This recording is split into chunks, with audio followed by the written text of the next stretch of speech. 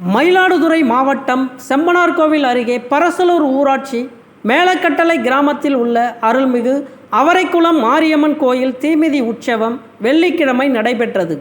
செம்பனார்கோவில் அருகே உள்ள பரசலூர் ஊராட்சி மேலக்கட்டளை கிராமத்தில் உள்ள அருள்மிகு அவரைக்குளம் மாரியம்மன் கோயில் தீமிதி திருவிழா கடந்த 17ஆம் தேதி காப்பு கட்டுதல் நிகழ்ச்சியுடன் தொடங்கியது. அதனைத் தொடர்ந்து தினமும் மாரியம்மன் கோவிலுக்கு பல்வேறு வகையான திரவியங்களால் அபிஷேகம் செய்யப்பட்டு மலர்களால் அலங்கரித்து தீபாராதனை நடைபெற்றது.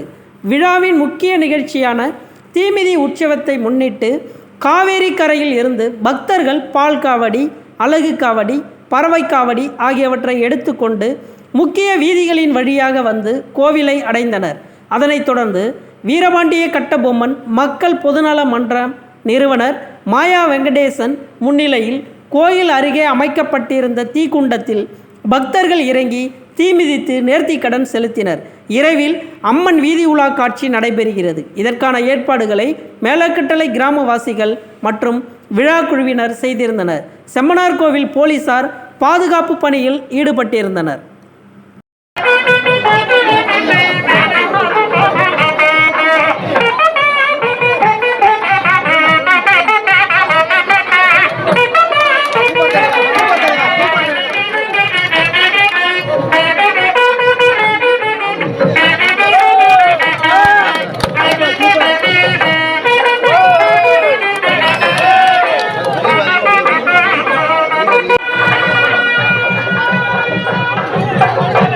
நான் கீழே சைடில் உட்காந்துருக்கேண்ணா.